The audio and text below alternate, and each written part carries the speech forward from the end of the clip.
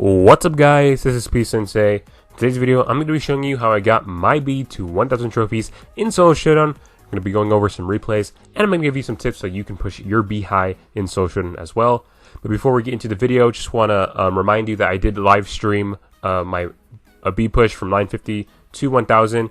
It was great talking with all you that were there, and the live stream actually did very well, a lot better than my last one. After 3 hours, it had already had 200 views, so thank you guys for that. I will try to continue to live stream my 1K pushes in the future. But anyways, let's head right into the video.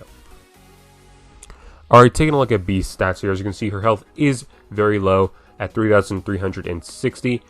Her attack is very unique. She only has one ammo with a very fast reload speed, and her range is very long, so she can compete with, you know, the long range brawlers pretty effectively. But the unique thing about her attack is for her first attack, it will do 1120 damage. But if you are able to hit an enemy, then her next shot will become supercharged, and that next shot will deal 3000 damage. Right, it's commonly referred to as Bea's 3K shot. And what this unique attack mechanic allows Bea to do, it allows her to counter tanks very well, and it gives her a lot of burst damage and a lot of DPS when you're fighting a target. So her attack mechanic is one of the reasons why she's very good in Solo Showdown, just because she can absolutely melt through people. And if you're not careful, you'll get hit by a 3K shot, and there's pretty much no brawler that can recover from a 3K shot. It's pretty devastating. For her super, she basically shoots a bunch of little drones, and if they hit you, they don't do much damage, but they do slow you down, which is just going to make it easier for Bea to hit her shots, and yeah, hit those 3K shots as well. So this is one of the reasons why she's so deadly against tanks, because you can just slow you down and just fire shot after shot after shot until you're dead. Yeah, but you might be thinking, okay, I get her attack is very great and all, but her health is pretty low, right? So why is she so good in Solo Showdown? Well, we'll get into that. That actually is going to come to play with both her gadget and her star power, which are going to combine to make Bea one of the best Showdown brawlers in the game. Anyway, let's talk about Bea's gadget. Alright, so for Bea's gadget, we have Honey Molasses. And what this does is whenever you activate it, Bea will drop a little turret that is 1000 HP. And has a pretty big radius, and for any enemy that is in this radius, they will get slowed down. You can use this turret as a tank, especially in B1v1s. If the other Bea has 3K shot, you can just drop your gadget, and your gadget will tank that 3K shot for you. So very important in B1v1s. But you can also use it to slow people down around walls. If someone's trying to hide behind a wall, you can drop your gadget, which will allow you to go ahead and chase them down if they're trying to run away. Bea's gadget definitely very useful, especially in B1v1s, but it's not as vital as her star power. So you could probably get away with pushing Bea without her gadget, but you definitely are going to need her star power, which we will go over right now. Alright, and for the star power, you definitely are going to be wanting to use Bea's second star power, Honeycoat. And what this does is 1 time per match, when Bea takes damage that would normally kill her, she will instead get a shield that will leave her invincible for 1 second, and it will also leave her with 1 HP after the shield wears off. This star power is just one of the best star powers for Showdown. It's up there with Electro-Light, a star power made for Showdown. You just basically, with this star power, you can basically pretty much 1v1 almost every brawler in the game. I mean, there's going to be a few brawlers that Honeycoat won't really help you against, but for a lot of different brawlers, Honeycoat will allow you to get off at least 2 shots, which could be up to 4000 damage, which could definitely change the tide of any 1v1 encounter. So it can definitely be very good offensively, because normally Bea would be pretty weak in the close range encounter, but with Honeycoat and being able to dish off that extra damage in addition to the damage you were doing previously, it's just going to allow you to win those fights a lot more. And also, it can even act as a lifesaver. I can't tell you how many times Honeycoat has saved me from a dicey situation. Whether I got shot by someone that I wasn't expecting, and I was able to get away while I had that shield. So yeah, if you're going to push Bea, make sure you have Honeycoat. I wouldn't even recommend trying if you don't have Honeycoat, because yeah, without it, she's just going to be very weak. and you're just not going to have that extra lifesaver in case you need it. So anyway, let's just go over the map that I pushed B to 1K on, and then we'll head right into the replays. Alright, and the map that I pushed B to 1K on is going to be Point of View with the energy drink. B is just very good with energy drink, just because with that energy drink and her supercharged shot, she can pretty much one-shot every brawler in the game. It just does so much damage, and plus if you have that honeycomb, it just makes you practically invincible. Yeah, so B is very good on energy drink maps. However, you can also play B on other maps. She's very good on open maps, long range maps. She's pretty much good on almost every map that's out there except for Cavern Churn. But yeah, so feel free to play B wherever you find fit. She's pretty good all around. Anyway, let's hop right into the first replay. Alright, heading into the first replay here, spawning in the top side of the map, but not the very top. Another thing I like about this map is there tends to not be a lot of teaming on the energy drink map, just because it's pretty easy to backstab. If you wanted to backstab your team, it'd be pretty easy to do so. Saying that, we do spin with this Brock over here. However, I mean, we don't really pinch people with the Brock. I mean, except for this spike right here. But other than that, I really didn't you know, pinch everybody like you typically see teamers doing. So, in my opinion, this one wasn't that bad. Again, if you don't like teaming, you don't have to team. All right, you know, that's what I did in this situation. But I mean, you don't have to. You can still win without teaming if you choose to do so. So just be aware of that. And a lot of these, I think for the most part, in these replays, it won't be teaming. And for most of the part of my push, I didn't really team either. But anyways, with that out of the way, let's just go ahead and talk about the gameplay again. Pinching that spike over there, and now we're just waiting in this bush. And bush camping becomes a very, I mean, I know people don't like it. I know people say it's not very skillful and whatnot, but it's a very important thing to do on this map just because of the energy drink. Okay, if you start wandering around, right, and someone you don't know, if it's a Leon going invis with the energy drink, or if someone's just coming off screen that has energy drink, someone that you can't see from the map that has energy drink,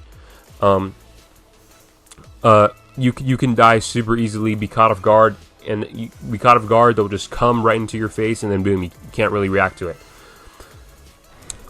So as we saw there, we did two things. When you see an energy drink near a bush, and you know it's empty, feel free to go camp into that bush and wait until a brawler comes near you, or until the poison comes before you take the energy drink. You don't just want to be taking the energy drink.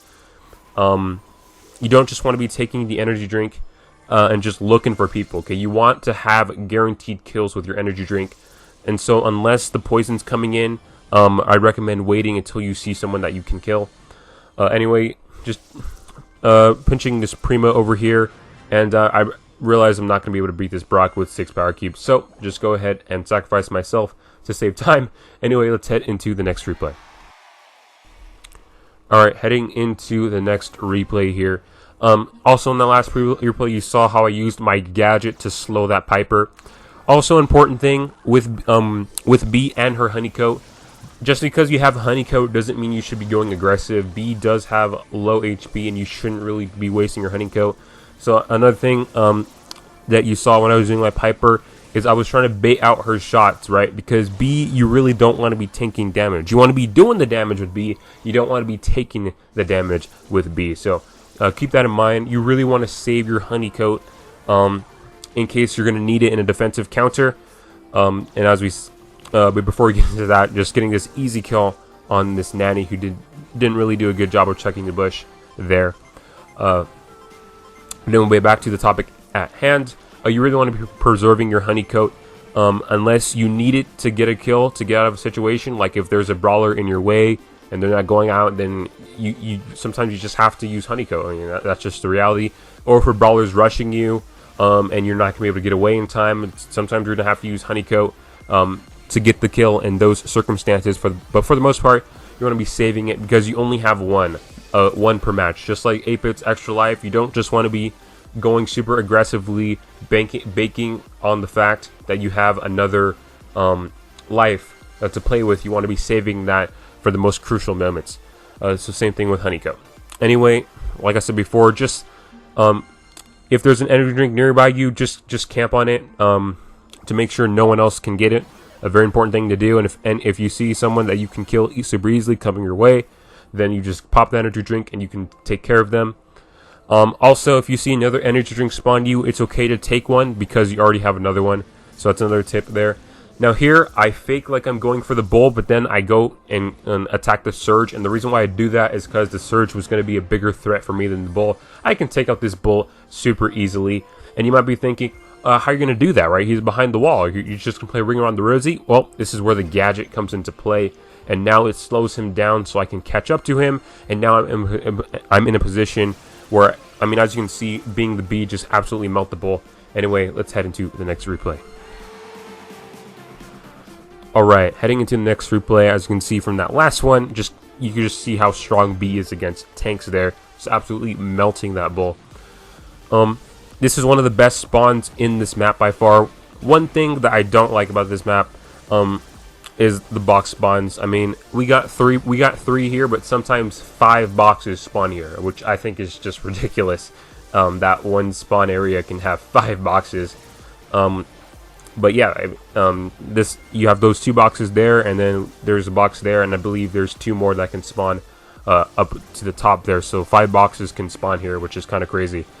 But yeah, just slowly making our way, just because, again, like I said, energy drink, right? If I just carelessly walk my way forward, you never know, right? And I'm not going to go contend this because I don't know who's out there, right? And if I go and someone's going to be, I don't know if someone's already there, right?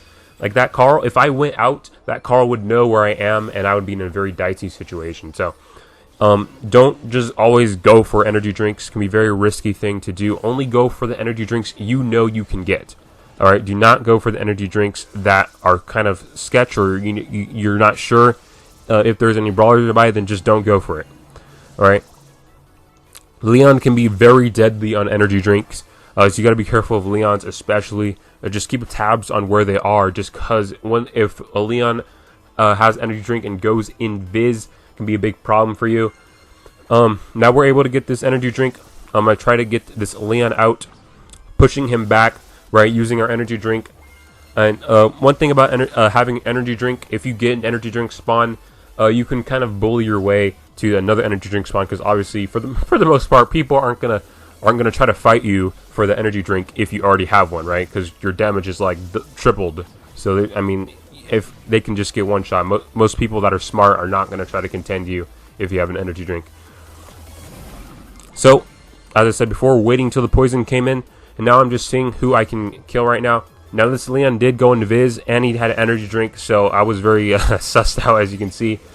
But he doesn't go for me, and he said goes for this Daryl here. So we pinched the Daryl, and now this is a very important thing right here. And if I didn't do this, I could have lost. I bait out his shot, he wastes 1 ammo, and now I know I can use my honeycoat and rush him, right? So baiting out ammo, very important with Bea since she has such low health. Anyway, let's head into the next replay.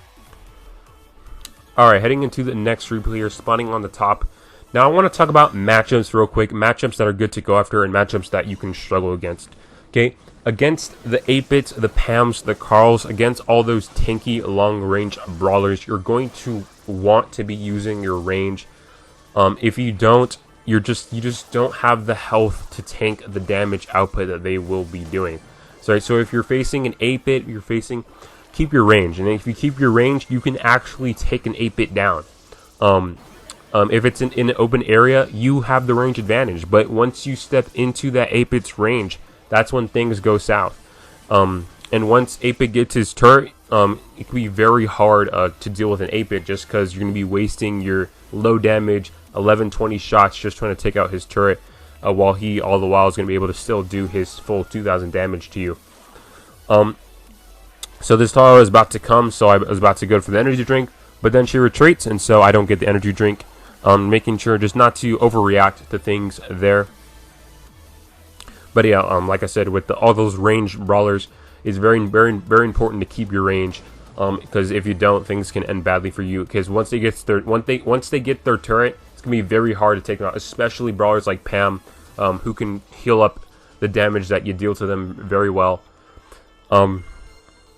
This Pam comes, didn't even know I was there. Try to go get that energy drink, and then I use my gadget to slow Pam down so I can get that easy kill. Okay, then I go ahead and kill this Anita here. Right now, I go ahead and kill this Shelly, right, using my honeycoat to ensure the kill, but unfortunately, there's just no way I'm going to be able to escape this Barley. Yeah, throwers, I guess, could work on this map. I mean, not really, but in that situation, it did work out. So, anyway, let's head into the next replay. Alright, continuing to the next replay. Brawlers that could be tough for Bea. Spike can be a very, very tough matchup for Bea. Especially Spike has that honeycoat and can peek shoot around walls. Surge can be Surge in his first few levels shouldn't really be a problem for Bea, but once Surge gets into those 3rd and 4th levels, that's when Surge can be a problem for Bea. So make sure you watch out for Surges that are in their 3rd or 4th levels, because they can be a danger to you. For the most part, most brawlers with honeycoat, you'll be able to take them out, but again, you want to save honeycoat. So I would recommend not going close range and keeping your range against pretty much every brawler you face, unless it is an emergency. Against brawlers like Crow, keep your range absolutely important, just because honeycoat will not do anything against a Crow. Alright, honeycoat will not protect you against a Crow. So make sure if you're dealing with a Crow, you keep your range. Very important to do so, just because honeycoat will not work. So against Leon's, now the tricky thing about Leon is with his new gadget, he can actually make you waste a lot of shots. So just be very careful. If a Leon is coming at you, and make sure that you're manually aiming, and make sure you aim for him whenever possible, just because that gadget can be a bit tricky, since it can waste your ammo very effectively. Now, Mr. P can be a hard counter to Bea. However, Mr. P isn't very good in solo Showdown, so thank goodness for that. But if you do run into Mr. P, try to avoid them, just because in 3v3, it's pretty well known that Mr. P counters Bea very well. Other than that, as far as matchups that are good to go for, any brawler that has a shorter range than you is a great matchup to go for, especially tanks. Tanks are Bea's playground. Yeah, if you see a tank go to ham, use your super, slow him down, and you're just gonna be an easy kill for you. I mean, just look, this bull literally can't do anything. Anyway, that's gonna be the last replay here, and let's just go over the screenshots and some extra tips. Alright, here's just a screenshot of me getting 1K, and then there's going to be the battle log, and again, you can watch the live stream. All those games are up there live. All these games in the battle log, you can watch them live if you wish to. But anyways, just go over some tips that I didn't really get to mention. So as far as the gadget, I showed you how to use it offensively in these replays, but really wasn't really me showing you how to use it defensively. So when you want to be using it defensively is again in those B1v1s, or if it's a brawler that has a single projectile that can dish out a lot of damage, like a Piper or a Brock or something like that. You can go ahead and use your gadget to tank a shot, especially in the B1v1. You can pop your gadget if they have their 3K shot and they're about to shoot you. You can go ahead and pop your gadget and it will take a 3K shot for you. Also, if you're getting rushed by like a tank or something, just use your gadget just to tank up some of that damage. It's if there's a shotgunner like a Daryl or a Bull or something. I mean, it's going to be very minimal, but it will help alleviate some of that damage to you. So that's when you want to be using your gadget defensively. Now, as I said before, in this particular map, there tends to be less teaming. However, Bea is pretty much viable in most of the maps in the game. And of course, on other maps, there is going to be a lot more teaming. So when you're teaming, just be careful. Just be careful. Just because you are pretty weak in the close range. I mean, you do have that honeycomb, but you don't really want to be wasting that. So just be wary if you are teaming of brawlers that get too close, especially Pam or 8-bit. I mean, just be aware. Just know that if they wanted to backstab you, they could do so pretty easily. So just be aware of that. I mean, Bea does have her honeycomb, but Bea is a long range brawler, so do keep that in mind. But I think that's pretty much going to do it. As far as aiming your shots, pretty much the same as any long-range brawler. It's all about reading their movement. It's going to be a lot more easier than a brawler like 8-Bit or Colt, since you actually have to move and follow their movement. With here, you just have to predict it. And especially once you get your gadget or your super, generally, unless they're at the very edge of your range, or if they're a very fast brawler, you can auto aim them from there. And of course, if they're in a very close range, you can auto aim as well. Yeah, I mean, and if you have the matchup advantage, feel free to go aggressive. Just make sure you don't go too close, right? Feel free, if there's a tank, feel free to bully them, right? Just make sure that you don't get too close to the tank, or that you don't overextend.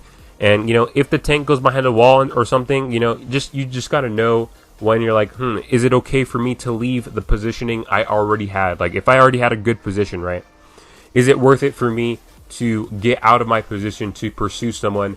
Or should I just say, nah, leave them be, we can get them later. Maintaining this spot is better for me now, okay? Ask yourself these things. Just because, you know, it can be tough, right? Sometimes, you know, you're like, oh, I could kill that guy, and you want to go after him, and then you give up. You know, let's say you had a very good spot on the map, and you give it up, and then you try to come back, and then someone already came there and took your spot, and then now you're pinched, right? So be very careful of those types of situations. But yeah, I mean, that's pretty much all the tips that I have.